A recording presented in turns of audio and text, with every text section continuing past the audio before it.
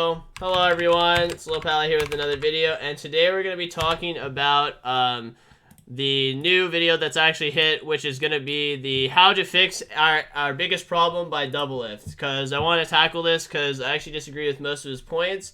So we're just going to kind of like clip through it, and then we'll write down kind of what his main points are, and then I will present counter arguments to it. I've already watched the video. Probably the most talked about topic for our region and for LCS. Whenever we play internationally, one of the biggest topics for our region is, why are we the weakest major region? And one of the answers that comes up all the time that people are really sick of hearing is our pro players have to play on 50-60 ping and it's horrible practice. And I think people at this point are sick of hearing that excuse. But it's not an excuse, it's a real reason.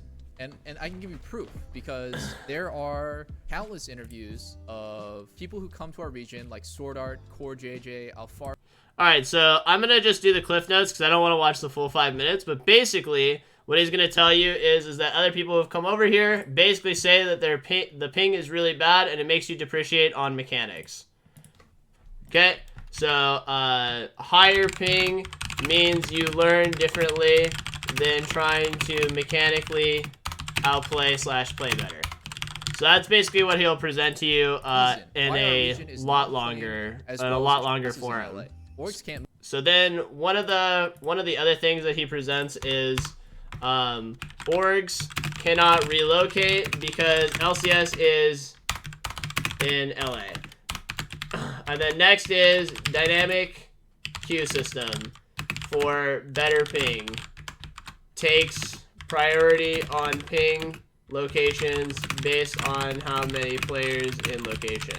So like for example, if you had like 8 players who are in California, it will be a Cali server for a game.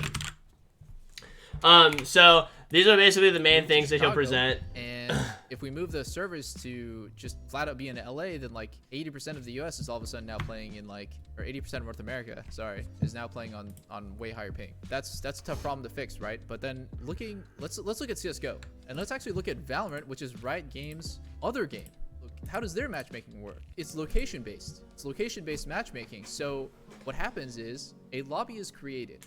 If 10 people in that lobby are all from Chicago, the game is hosted on the Chicago server. If all 10 are from New York or LA, you know it. It's going to be hosted where the players are at. You know, this is obviously going to get a little bit more nuanced.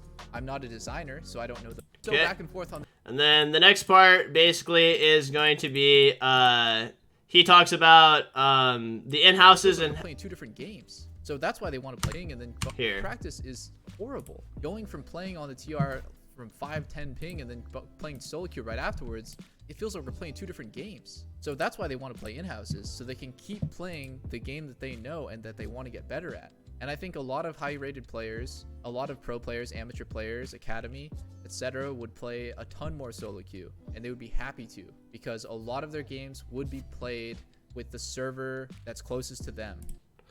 And then his final thing is in-houses are a thing because people want better ping. So we'll tackle each part like one by one, and we'll kind of go from different things. So let's understand the premise, which is higher ping means you learn differently than trying to mechanically outplay or play better. Obviously, when you play at higher ping, you have to basically do a lot of predictive-based gameplay, and a lot of times you're more risk averse because of the fact that you are on higher ping. Sometimes I don't do plays just because I know for a fact that like my ping won't substantiate it and I won't be able to do it. So this is actually true. I agree with this. This statement is 100% true, and pro players saying that they are playing on 50-60 ping is a problem. But this is presented as the biggest problem, and his presentation is basically predicated on one thing. He wants this. He wants dynamic queue systems for better ping, which basically takes priority on your ping location, and then how many players you have, it will assign a server that is appropriate for it. The problem with this is this is not well understood. So the problem with this solution right here is you have dynamic ping. So what I mean by that is the reason why The reason why someone like Doublelift presents this is because he believes that all the people who play in high elo are all California players, which is actually not true. A large majority of players either play in the Midwest or on the East Coast, actually. Most people who aren't on pro teams actually don't live in California, and the majority of the player base outside of California is actually on the East Coast. So basically, the problem with what I have right here is basically he's saying, oh yeah, I'll queue up, other pros will queue up, we're all California, give me a server, dang it. But the thing is what happens when you are the one California player and there are 9 East Coast? So does that mean that if you just bad RNG a lobby as a California player and it's an East Coast game, does that mean it just spits out an East Coast game for you and you just get to play on 150 ping? And I think a lot of times when you ask a lot of people who play on high ping, what's the worst thing about high ping? They never actually say they're high ping. They say if their ping is variant. And what I mean by that is if your ping goes from 70 to 150 to 70 to 150, that's frustrating. It's difficult to adjust to. It's hard for your muscle memories to lapse on that, etc. This is the same problem, which is basically, he says, going from 60 to 70 ping to 7 ping is too difficult. There's too much of you changing back and forth, right? Well, guess what? His solution was literally to do that, but just to have a closer number to it, but also it could have insane variance where you could actually have way worse ping. Because there are East Coast players too. What if you just get into an East Coast lobby? Does this apply only to Diamond Plus? Or are you trying to do it for the whole player base? Does that mean the algorithm has to calculate and try to separate players to find them East Coast versus West Coast or like wherever they want like good ping? What happens in these kinds of scenarios is basically you're just adding an insane amount of layering to your matchmaking system, which everyone already complains is at too strong of length. So because of this doesn't solve anything. It actually creates another layer of problems. So this is where I feel like I have to come in because I'm tired of this and it gives me a headache. A year ago, we created an in-house system. Actually, 2 or 3 years ago, an in-house system was created. I was one of the founders for it.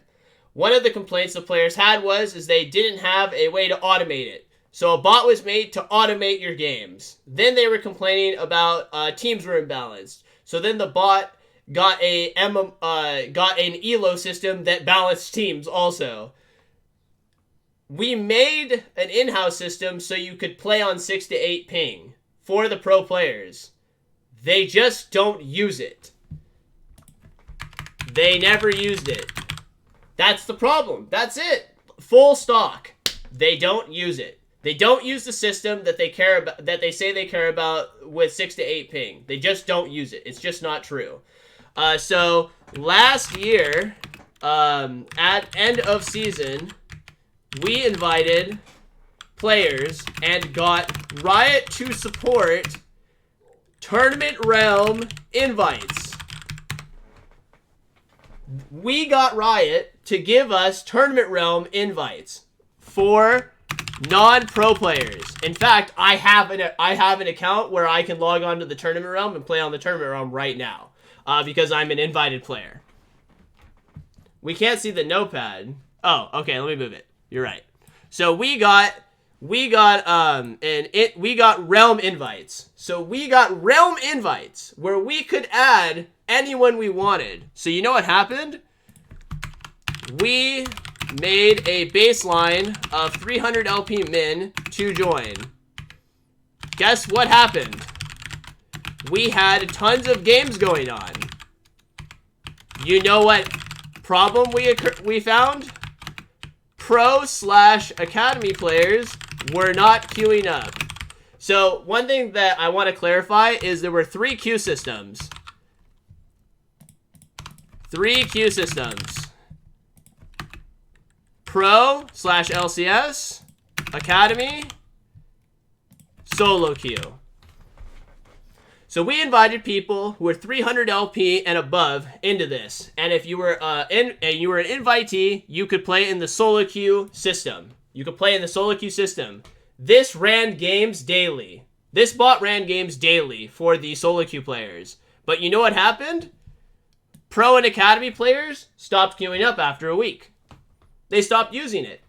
So you know what stupid solution they came up with and let the players decide on? They cannibalized the solo queue players by making the LP requirement 650, which was impossible to reach, by the way, because of MMR problems. Don't want to go into that too much, but basically, if you weren't already 600 LP, you were kicked. You were kicked. Guess what happened? Oh, sorry. You were kicked. And then the 650 plus players could play in LCS/Academy games. Guess what happened? A week or two afterwards, there were no games because they kicked everybody. And all that was left was Pro/Academy players and a few solo queue players. They couldn't get enough players. And it's the same thing every time. This is why I don't like the ping argument. The ping argument in a vacuum is totally a reasonable complaint.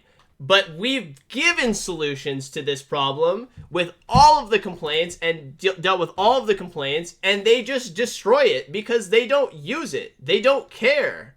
And it's just as simple as queuing up for a solo queue game. You type your name in, the bot spits out a game, you join a lobby. That's it. In fact, in some cases, the queues were even shorter in the in-houses than they were playing in solo queue. And the ping was better. But the pro players destroyed it. Pro players ruined it. They cannibalized their own player base and kicked everyone out. There were tons of people in there that were playing games all the time. And you want to know why? Because someone who's 300 LP has something to prove, and someone who is pro or academy doesn't, so they don't want to play in it. So you can't give me this whole spiel about the ping when the best solution in the entire world, which is giving you 6 to 8 ping, isn't used. It's not used. It doesn't get used. And it's all the things you wanted. It's a bot. It queues you up. It has MMR. It spits out games. Like, it literally had everything. And they just don't use it. That's why I don't like hearing about ping complaints, because there was a solution and they destroyed it. Pro players didn't use it. That's just how it is. Pro players didn't use it. That's it. That's full stop. Pro players, when they're given a solution that's super easy to use, don't use it.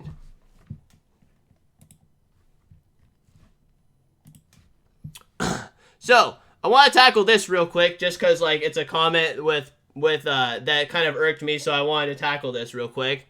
So, Winning to Death responded by saying, Dota 2 successfully used multi-server matchmaking systems where you could checkbox locations you would be okay with. Riot excuse for this is their NA player base is small, so they didn't want to split it. Dota has even less players than League did at the time.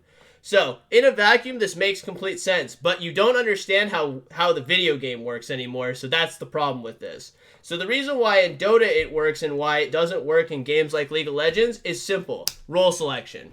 Because of role selection, it takes so much longer to fill in games, whereas Dota players, they're way more versatile on a lot of different champions and different roles, so they can fill slots. And all that they need to do is find the matchmaking rating rather than actually filling out a full team. So that's why the Dota argument doesn't work. It's bad. Anyway, the main reason why NA sucks is because of the pro players. That's actually full stop. They're given solutions all the time on how to get better at the game. They don't use them. They're bad at doing anything that makes them improve at all. They're either lazy. I don't know what goes into their mind or whatever, but at the end of the day, the results speak for themselves. They don't use systems that are easy to use, and that's why NA is bad, not because of ping. There's been solutions for it. They don't use it. Tired of this crap. I'm tired of seeing the ping thing. It makes me really frustrated all the time because people have been given solutions. It's garbage. Stop giving it. It's a bad take. Really disappointed that Double F made this. Anyway, guys, that's it for this video.